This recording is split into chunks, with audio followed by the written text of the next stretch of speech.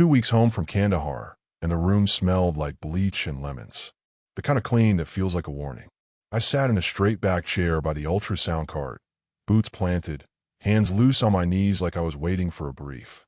Emily lay on the table with a paper sheet rustling under her, gel shining on her skin. She was smiling at the ceiling tiles, counting them the way people count blessings. I was counting exits, the door left, a second door right, one tiny window that didn't open. Old habits. You learn to read rooms before you read faces. Dr. Alan Whitaker moved the wand in small arcs, eyes flicking between screen and probe. He had those framed certificates on the wall, 20 years of practice printed in serif fonts, and still his hand began to tremble. A small tremor, hard to spot if you weren't trained to see small things become big. He cleared his throat. "The baby's fine," he said first, voice careful, like stepping on soft ground. Then he leaned closer to me, a little too close, and lowered his voice. "But these measurements, they show 32 weeks. The sentence landed without a sound, like shrapnel you don't feel until later. Emily's smile stayed up a beat too long, then slipped. My own face didn't move. I've spent years teaching muscles to wait their turn. Inside, a clock started up. 32. I'll let the number turn once, twice. 32 weeks ago, I was on a tarmac under desert moonlight, loading gear onto a transport. 32 weeks ago, I kissed my wife at Sky Harbor and promised to come home with all my pieces.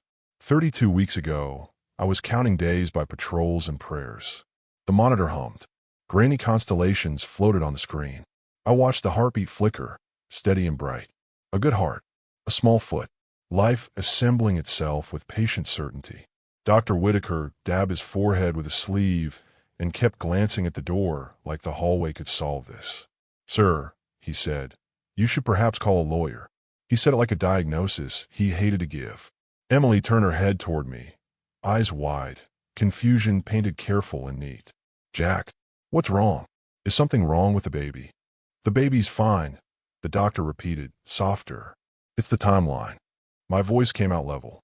32 weeks, I said, testing the edges. He nodded once. Somewhere far away, a compressor clicked on and off. In that thin noise, I did the math again, because math is the only thing that doesn't change when people do.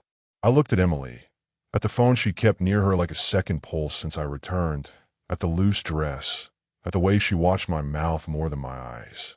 She wanted me here. She wanted me to see this picture, to believe it the way you believe a flag. Training says, breathe, gather, confirm, act. I breathed. I gathered the number. I confirmed the date stamped on my memory. Action would come later, after the room stopped smelling like warnings. For now, I memorized the scene the way I memorize map grids. Quietly, exactly, because truth likes to return to where it was first seen. 6 years before the room with lemon bleach and the number 32, there was a backyard in Tempe with wobbly folding tables and a grill that kept flaring up.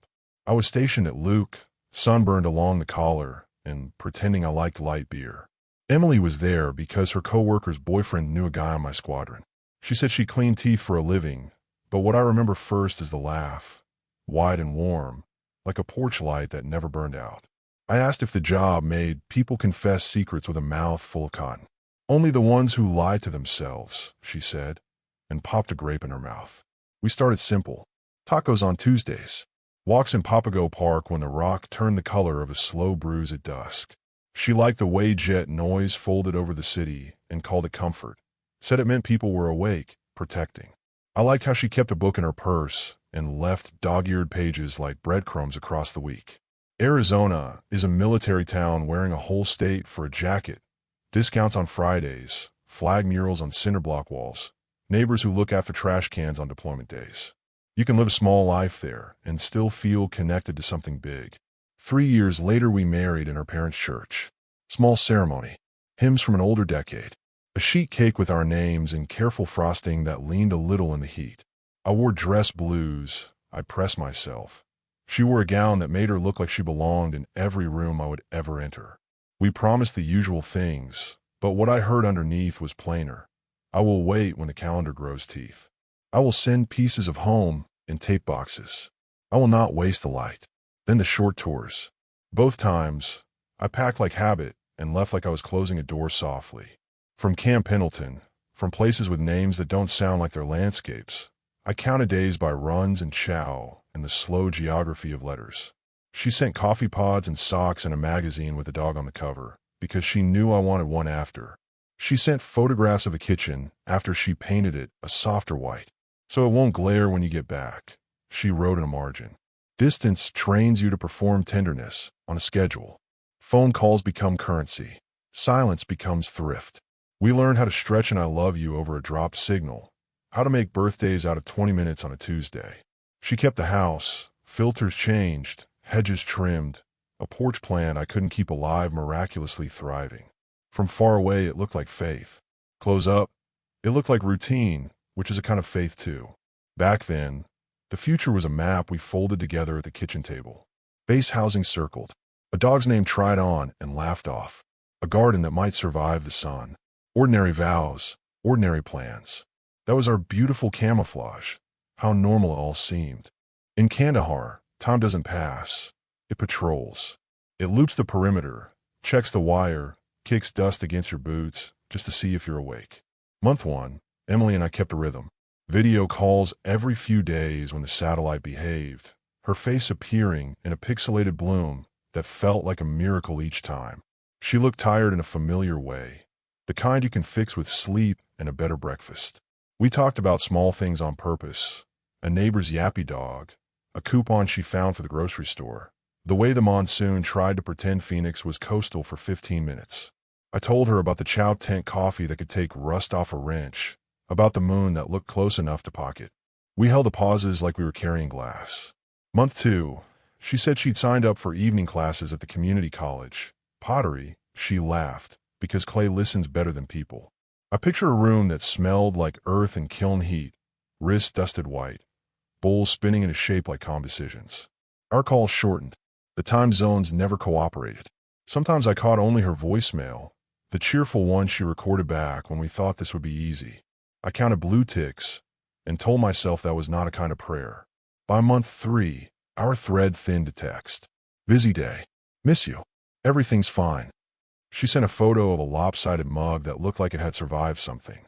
I told her it was perfect, because imperfect things are sometimes the ones that hold. I learned new ways to measure a day.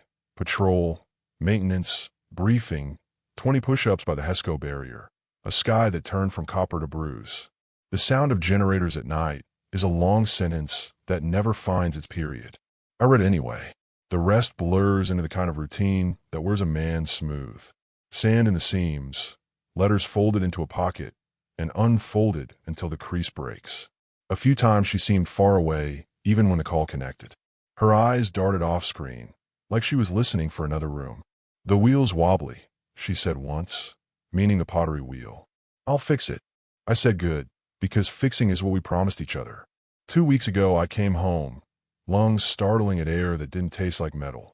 The house greeted me with the same lemon clean and a note on the counter. Welcome back. I made your favorite. Emily looked different, but I told myself travel makes everything look different. She wore looser clothes, said stress eating and stomach bug. Sleep came in shallow ponds. I woke to her phone glowing face down. A week and a half in, she told me she was pregnant, about 10 weeks. She cried the kind of tears that hope uses to convince doubt to sit down.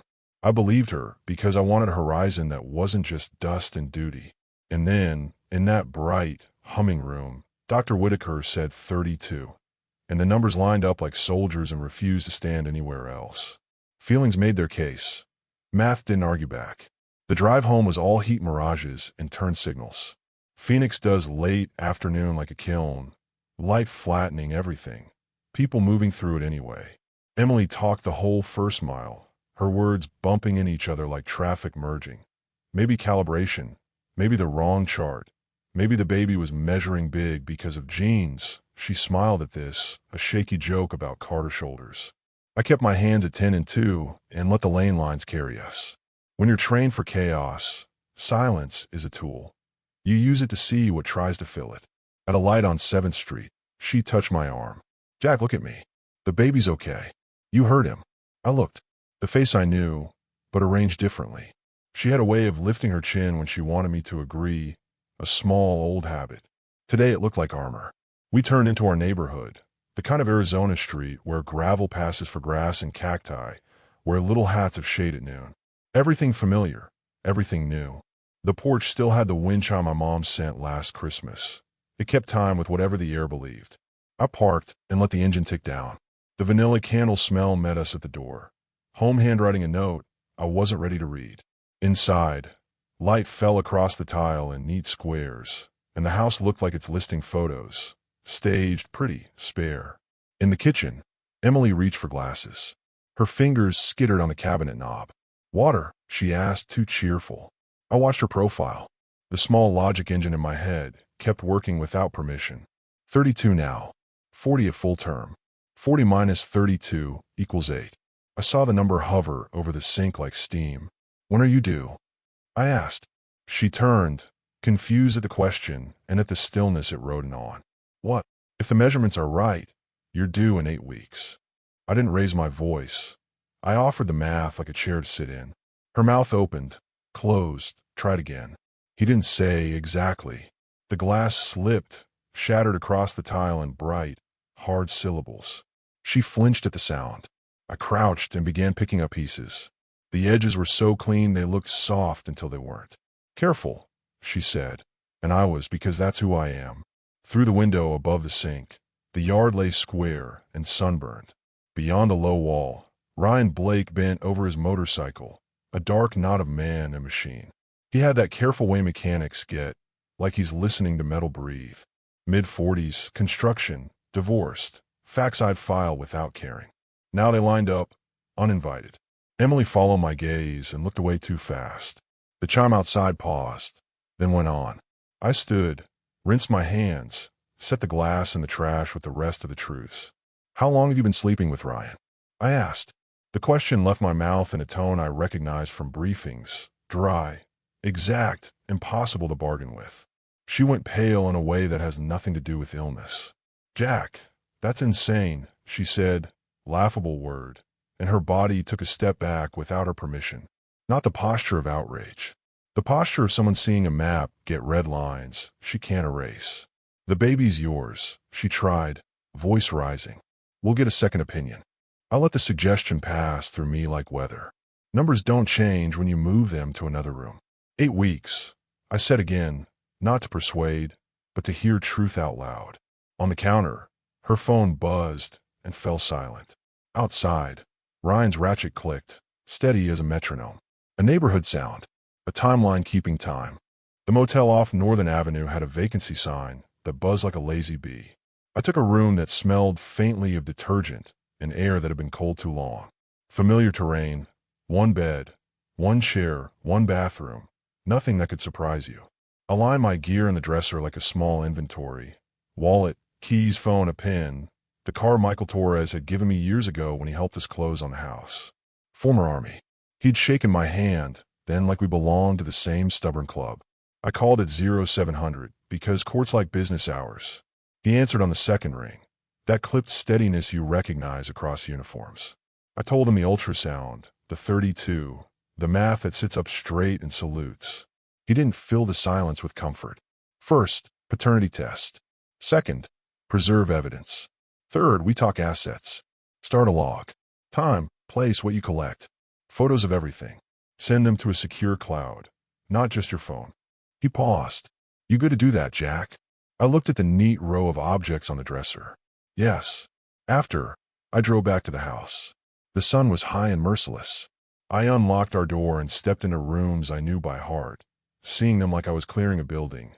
Corners first, then lines of sight, then drawers. In the office, the desk welcomed my hands the way a problem welcomes proof. The top drawer was bills, folded with Emily's tidy patience. I began. Photograph, replace. Photograph, replace. Evidence is a language. You don't argue with it. You learn its grammar. The first surprise was small. 2 unfamiliar restaurant names in Scottsdale. Dinner for 2. Charges on our joint card. Then a hotel. 3 nights over 2 months. Same place, same card. I photographed the headers, dates, amounts, circled them with my pen, so future me wouldn't have to squint. Back of the drawer, a men's clothing receipt, size large. I wear medium, even when I'm pretending I'm bigger than I feel. The phone bill lay at the bottom, like a final paragraph. I scanned the call log. Ryan Blake, again and again, starting a month after I left. Hundreds. Patterns make their own sound once you learn to hear them. In a folder stamped with a Tempe Clinic logo, a receipt for prenatal vitamins, and a pregnancy test, 7 months old. The dates arranged themselves on an invisible whiteboard in my head. I photographed each sheet, each envelope, then took a wide shot of the whole drawer open with the contents, like a textbook example. In the core, we catalog supplies so someone can rebuild the day after you leave. I did the same with my life. I was sliding the folder back when tires moved over gravel in the drive. I closed the drawer, stood, listened. Keys, door, her steps. Emily stopped in the kitchen when she saw me, recalibrating. "I thought you were staying somewhere else," she said.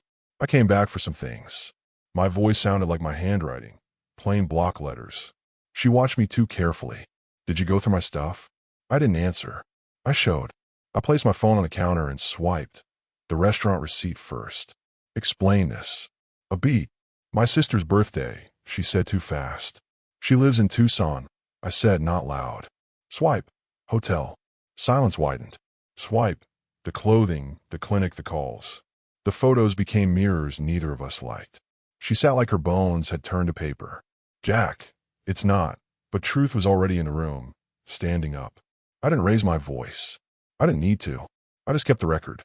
Click, save, send. A log for a life that needed a witness. Confession doesn't arrive clean. It comes in fits, like a radio station half out of range. Emily stared at the photos on my phone, as if staring could turn them back into paper. Then her shoulders loosened. Not relief, just the moment a scaffold gives. "It wasn't planned," she said, voice small enough to hide in a drawer. "I was lonely. I was scared. Ryan he helped with the fence. We talked. It happened." The words, "it happened," tried to pretend they were weather. They wanted me to believe wind had pushed two people together and no one was steering. A month after I left, I asked, not a challenge, a timestamp. She nodded without lifting her head. Her hair fell forward like a curtain, surprised to be a wall. "I thought I could stop," she added quickly. And then, because truth doesn't share a room with marketing, she didn't add anything else. We stood in the kitchen that had once been an oath. We painted it softer so it wouldn't glare, and the lemon smell felt like a bad joke. "And the baby?" I said. The sentence was tiny and heavy. She looked up. Tears had carved 2 quick roads down her face. "It could be yours," she tried. She meant it as a rope tossed across a river. I watched it sink. "You know the math," I said. Not cruel. Familiar. She reached out, palm open, then closed her hand as if even air might cut her. "I was going to tell you," she said. "When?" I asked. We both heard the answer arrive. After. After the birth. After the party. After the paperwork that builds a lifetime you don't own. She didn't say it, and that was the saying of it. There are kinds of hurt you can stack under the label accident. A lost receipt. A missed call. A word said too sharp. Then there's drift. The daily leaning into a direction you don't name until you're far from shore. What happened here lived in that second category. Slow choices disguised as mood. Want dressed as need dressed as survival. I don't hate loneliness. I know it too well to disrespect it. But loneliness doesn't sign hotel receipts or pick sizes from a rack. People do. "I love you," she said, because that word has paid many bills it didn't write. I believe she believed it. Belief is cheaper than change. "Love," I said carefully, "is a thing you prove in the same room where it's needed." Outside, the late light turned the block gold like it wanted to make everything forgive itself. Somewhere a dog barked twice, then decided silence cost less. I walked to the bedroom and pulled a duffel from the closet. Shirts, socks, shaving kit. The motion soothed what my thoughts kept waking. In the bottom of my nightstand, I found an envelope addressed to me in her handwriting. Postmarked months ago, but never sent. I didn't open it. I held it the way we hold artifacts we're not ready to date. At the door, Emily's voice broke on my name. "Jack, please, we can fix this." I turned the knob. "Fixing is for what's broken," I said. This was chosen. On the threshold, I paused, not for doubt, just to memorize. The kitchen. The quiet. The person I had been here. I left with small steps that felt loud. The air outside was honest. Desert has no use for pretense. It burns and names it heat. Michael Torres's office in Scottsdale looked like a mission brief wearing a suit, glass, steel, chairs that encourage decisions. He shook my hand the way soldiers do when they already know the terrain you've crossed. We sat by a wall of framed diplomas and a window that made the desert look curiously polite. I laid out the story in the simple order of numbers. The ultrasound, 32 weeks, the receipts, the calls. He listened without interrupting, pinned still. When I finished, he nodded once and began sketching a map across a yellow legal pad. First, he said, paternity. We request a court-ordered DNA test. Chain of custody on samples. No home kits. We keep this clean. He wrote dates in boxes like they were waypoints. Second, we preserve and index evidence you've collected. I'll have an associate scan, Bates stamp, and log where each document came from. Third, we file for divorce on fault grounds, adultery. He glanced up.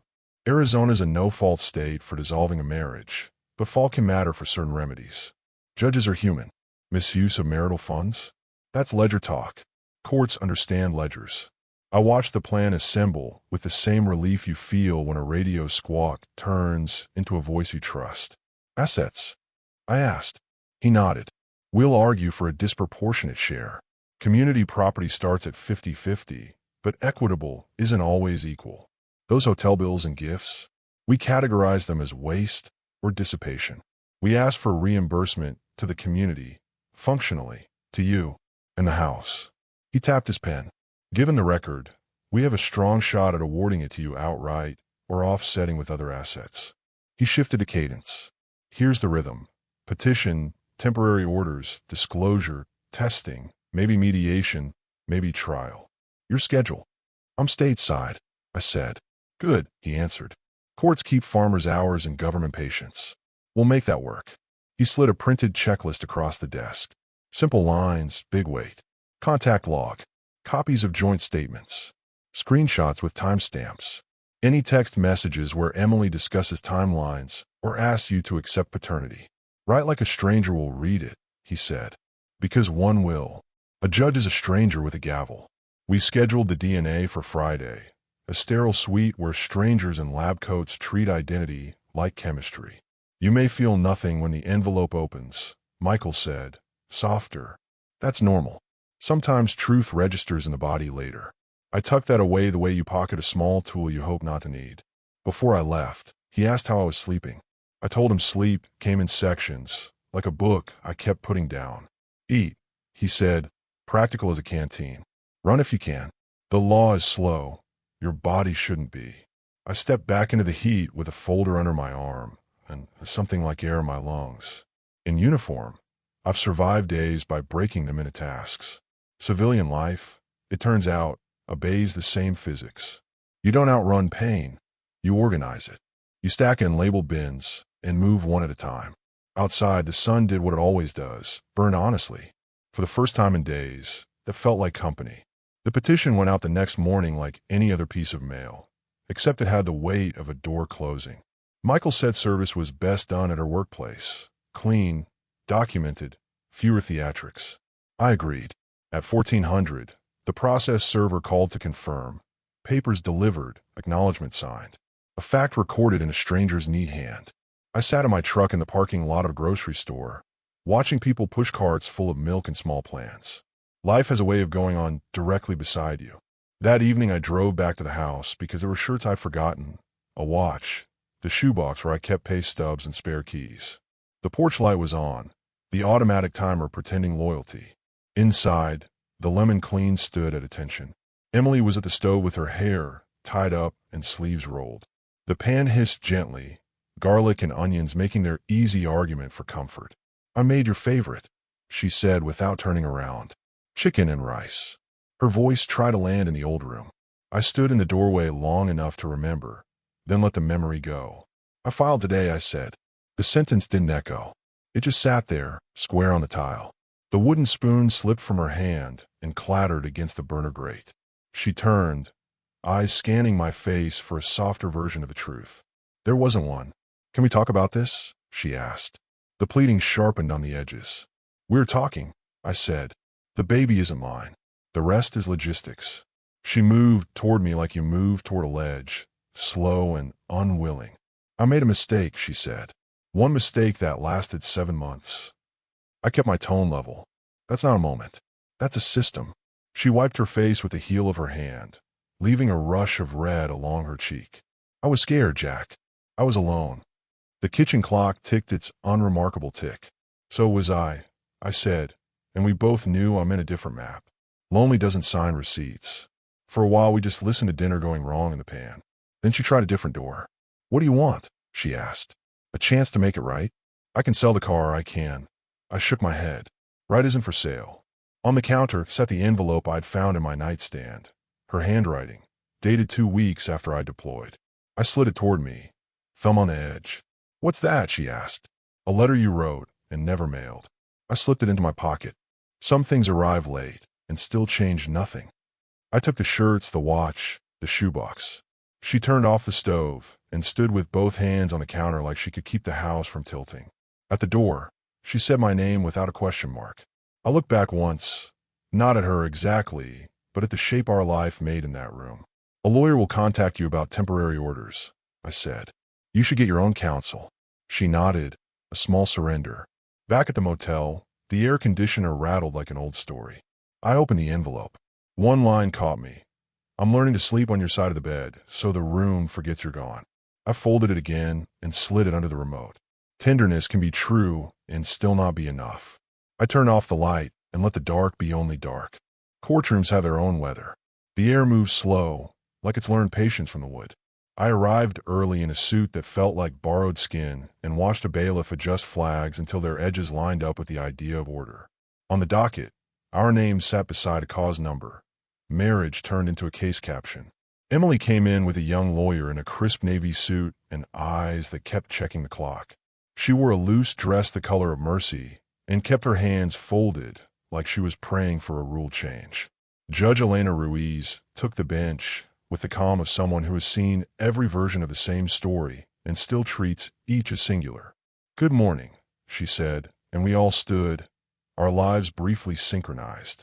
When we sat, the clerk called the case, and the room narrowed to fit only facts. Michael Torres rose first. He didn't posture. He arranged. Your Honor, he began, the evidence will show a sustained extramarital relationship by the respondent during the petitioner's 8-month deployment, dissipation of community funds in furtherance of that relationship, and a present pregnancy for which the petitioner is not the biological father. He marked exhibits like a careful teacher. The ultrasound report with 32-week measurements on a date that makes paternity impossible. B. Credit card statements, restaurants, hotel. C.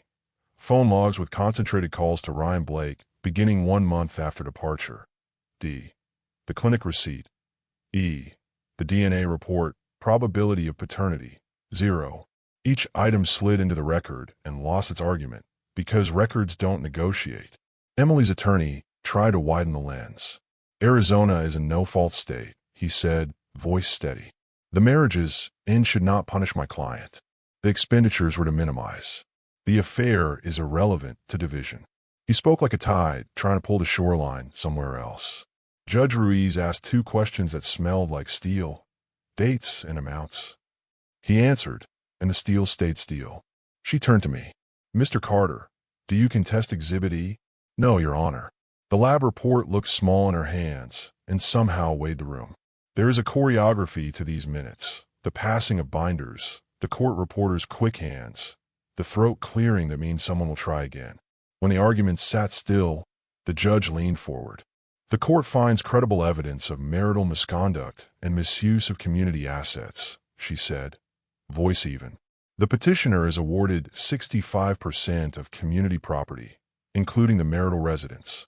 Her pen moved. Respondent shall reimburse the community for expenditures associated with the extramarital relationship as itemized in Exhibits B and C. Another line.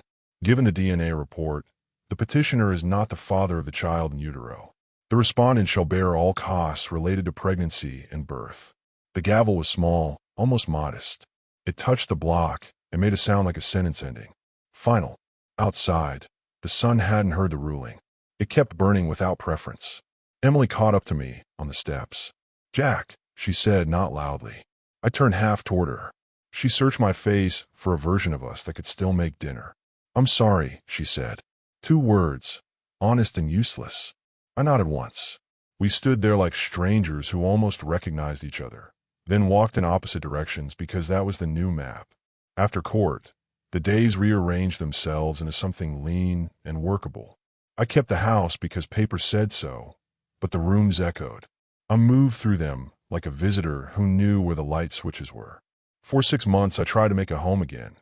New curtains, a rug that softened the tile, a plant that didn't care about my schedule. It still felt like a museum to a life that took a wrong turn at an intersection, clearly marked. Word moved the way it always does in places where uniforms are a common language.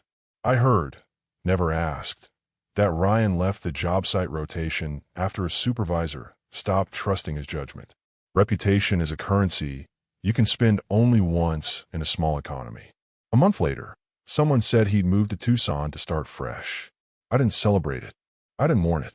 Consequence isn't revenge. It's math done in public. Emily called once to say she was moving back to Ohio to be near her parents. She didn't ask for anything, just wanted me to know. I said, okay, because sometimes the kindness is not opening the door to past tense questions. I mailed back a box of things that belonged to her. Old photos, a sweater that still held a faint citrus smell. I kept the wedding album in the garage until I realized I was storing weather. I let it go. When the house sold, a young couple signed the papers with their hands shaking like hope. I wished them a long, boring happiness, the kind that never makes a story. I bought a smaller place near the base, all clean lines and good shade in the afternoon. No history. I learned the new switchblade patterns in one night and slept better than I had in months. My CEO offered another overseas billet, and I said no. For now, I wanted skies that matched the clock on my wrist. Some evenings I sit on the back step with a mug I bought at a yard sale, a little lopsided, strong in the hand, and let the desert turn itself down. There's a moment after sunset when the light lingers like it's checking to see if you need anything else, and then it leaves you to your own devices. That's when I take out the letter Emily wrote and never mailed. I read one line and stop. It's not nostalgia. It's inventory.